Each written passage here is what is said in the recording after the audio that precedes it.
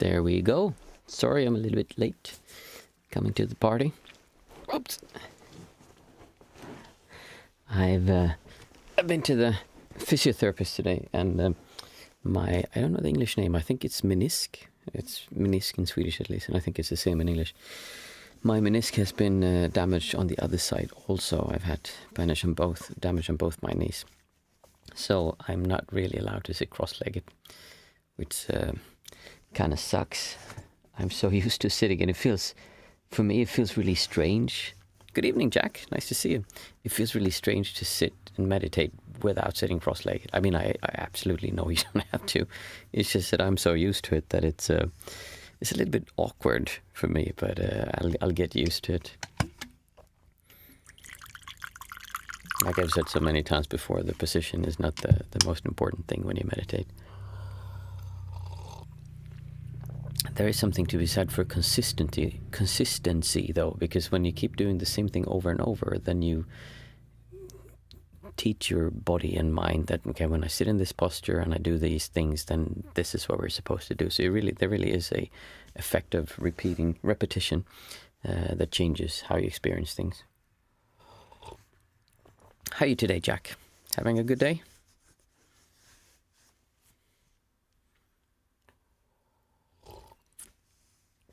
What time zone are you in, by the way?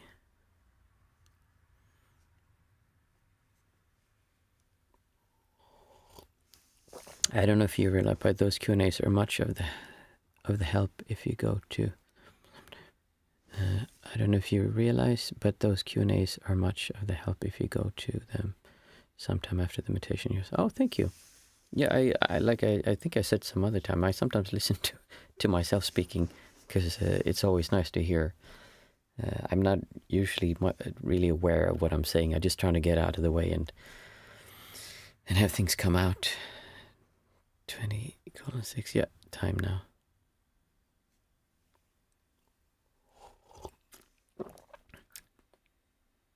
I've completely forgot what I was thinking about. I had some kind of thought.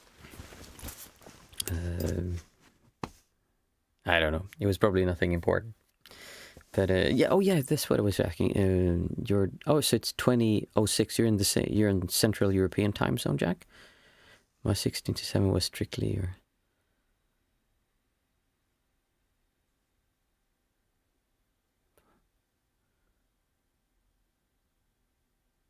Sorry, I didn't understand that last comment. My 16 to 17 was strictly yours, so your presence is helpful. I'm happy to hear that, but what is 16 to 17? Ah, okay. Strictly yours. Oh, nice. Yeah, it's always nice to mix it up and get other perspectives and have other visions of how things can be done. And there's really, I really believe that there's not like one straight thing that is the truth and the way it's supposed to be. There's a lot of different ways you can do it. If anything, one of the issues with what I call the distortion method is that it's not really a specific technique. It's more of a understanding of how we relate to the world around us. And you can do whatever technique you want to. This just works well, whatever you do with it. Crowley Writings Guides to me, Siddhartha, and here we are. Cool.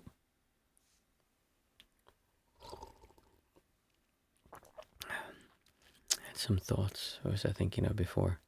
Yeah, I just had, like I said, my knee, and it got me a bit. Before I came to sit down, I was thinking, okay, should I sit in a chair? And then I started looking for my meditation chair, but I couldn't actually find my meditation stool, the one I sit up, but I couldn't actually find it. Since I'm not allowed to sit cross-legged, that could be an option, and I'll see if I can find it until next session, maybe. What do you say, Jack? Should we start sitting? I really feel like sitting today. Oh, I'm so looking forward to it. It's really nice when you had a long day. In Adiyogi school, there is only death in the end, so becoming a guru was the window. Yeah, it's that's an interesting thought. I know a lot of people, when they think about dying, it makes them think, oh, it's hopeless, there's no point in doing anything, and we're going to die anyway, and then they can feel depressed. Whereas when I think about death, I feel, oh, what a relief, because all the struggle you have, everything you're fighting for, everything you want to be a specific way, and you want to change reality, and you want it to be a certain way when you die, it's all over. It doesn't matter anymore. So it's okay. So for me, when I think about death, it's a lot of relief when I think about it. I'm not saying like I want to die or that you should die prematurely. I'm just saying that when it's over, and there's relief in thinking about that. We don't have to have all this pressure towards it. Let's see, we'll do I'm just going to see if I've turned off my phone. Oops, my Wi-Fi was on. Turn everything off. Jack, have you turned off your phone? I hope so. So here, we do like this. And we'll start with the normal 5, 4, 3, 2, 1. And then we'll do a 20-minute session. And if anyone's here afterwards now, then we'll do a question and answer, if there's some questions. So the 5, 4, 3, 2, 1 method is a way of coming back to your senses. And the way that we do that is we say out aloud 5 things that we can see around us. And you say it out aloud because you want to stop and become aware of the things you're seeing. There's 4 things you can touch, 3 things you can hear, 2 things you can smell, and 1 thing you can taste. So I can see a pair of headphones. I see a green key. I see a ruler, a pair of glasses, and I see a school chair. And then we do 4 things that we can touch. I can touch the baton that I ring the bell with. I can touch the meditation cushion that I'm sitting on. I can touch the sticker on my thermos. And I can touch my telephone glass. And then we do 3 things that we can hear.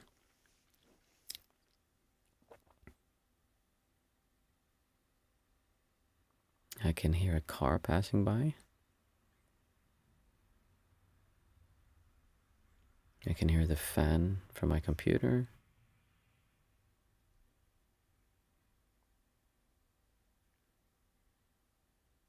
And I can hear some kind of echo or like sound from I think it's a ventilation shaft that's giving some kind of echo. Interesting. Then after that we do 2 things that we can smell.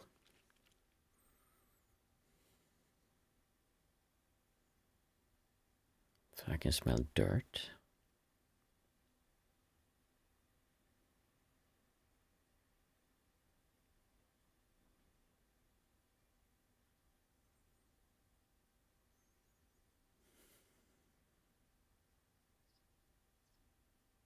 I can smell grass. And then we do, the final one is 1 thing that we can taste.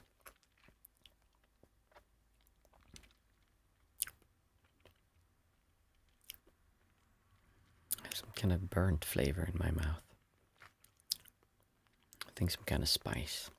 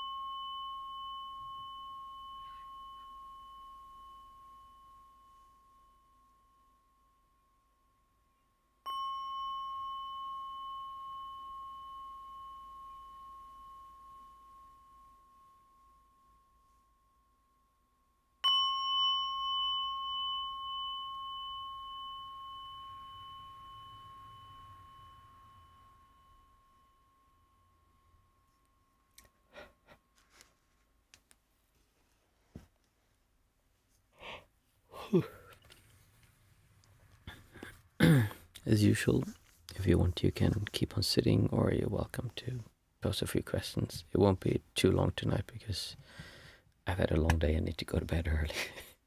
I really need to sleep more. Too much stuff to do.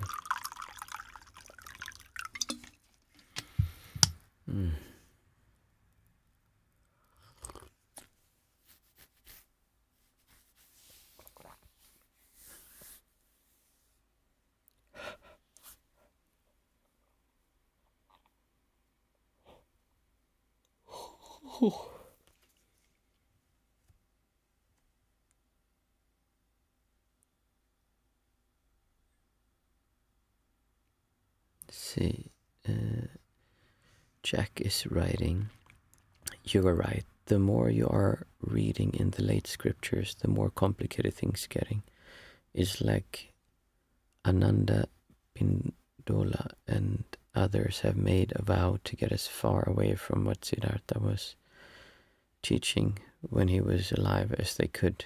And I know that those scriptures was written decades later. Yeah, it's so difficult to know what a lot of the stuff that is being taught as Buddhism, I think, really is, like you said, Jack, quite far away from what is actually taught. But the main thing to keep in mind is that there is no way to know what was actually taught. And there's not even a way to know if there was actually someone called the Buddha who taught all of this stuff, since there are theories that it was simply a person that was invented as a way to be able to teach through a symbol of a person who went through being a prince and who went through all the things he went through. So, and in the end, it doesn't matter. I mean, if it works for you, and if you see the people who are teaching and they have the results you want, then that's fine. And then just follow that. I mean, that doesn't mean they can't be learning themselves. I'm just saying that if what I saw when I saw people who meditated really intensely for a very, very long time, we're talking decades of meditating 10 hours per day or something like that, then they became very like shut down. It felt like as soon as something came up, they just kept doing like that. They wouldn't let any emotions come up, so it didn't feel like they actually went through their emotions. It seemed more like they just shut their emotions down by focusing really hard on something else, and that was not what I was after, so I didn't follow that. And then when I saw people who just went with what they experienced and didn't spend any time meditating, but just kind of thought, oh, it's just about being a good person, pretty much, and kind of, well, that's a really nice thing to do. I'm not saying that's wrong, but does that actually lead to liberation? And that's not what I saw. If anything, if you focus too hard on being a good person, you're going to suffer so much because you get so angry with everyone who is not being a good person, in your view. I mean, that's your opinion what a good person is. Someone else might call it a bad person. It gets very complicated when you get into things like that.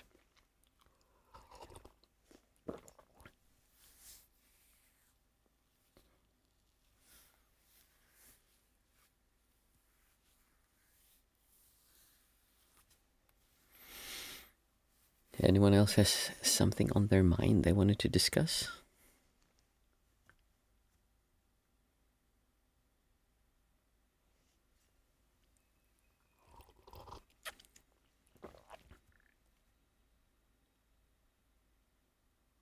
I had a funny thing happen the other day with someone who was a teacher who was doing something, and they obviously had a plan of what they wanted to do.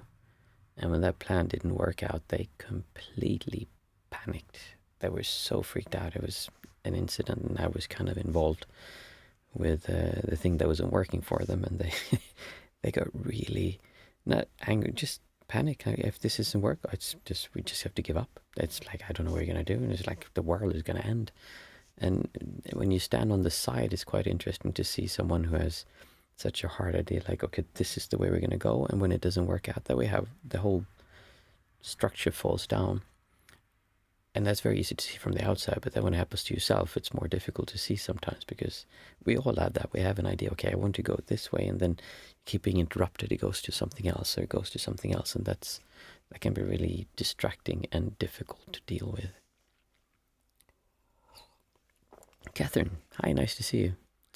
I will have questions for you next time when I am more prepared. Oh yeah, it's not a big deal. You just ask whatever comes to mind.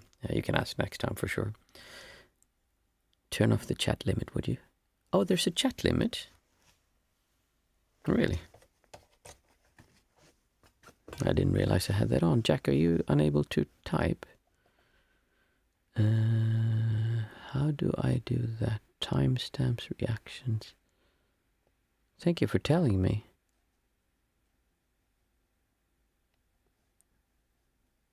How do I change that? Edit.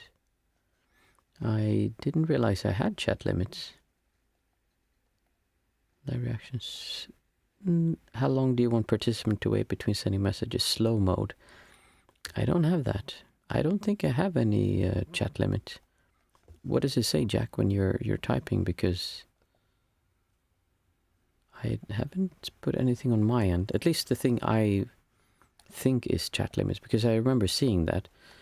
Yeah, there's such a thing called slow mode, and then it means you have to spend the time.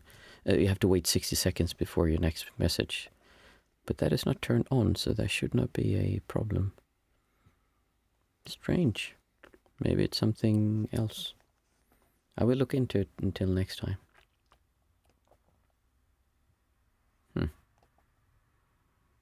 Yeah, I don't see anything. Can you type now, Jack? Does it work, or are you hindered from typing now?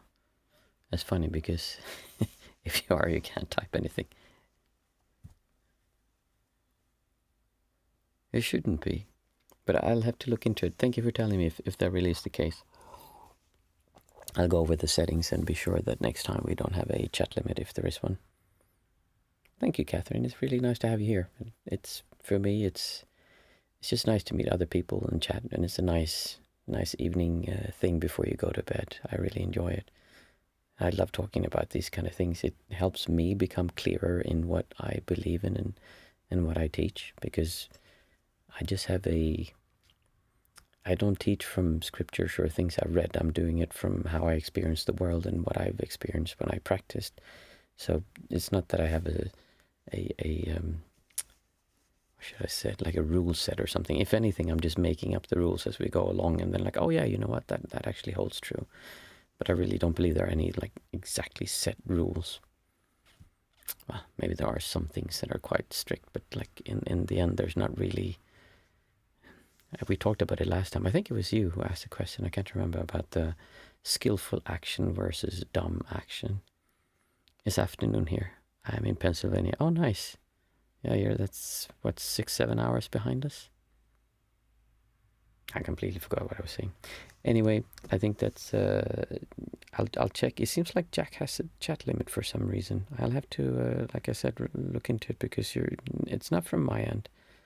It might be something else. Maybe you're typing so much that YouTube is thinking that it's spam or something, which would be very strange, because it's complete sentences. It's not that you just do jibber jabber. But I'll look into it to make sure that it's not from my end. I will see everyone on Monday. Yes, I will see you on Monday.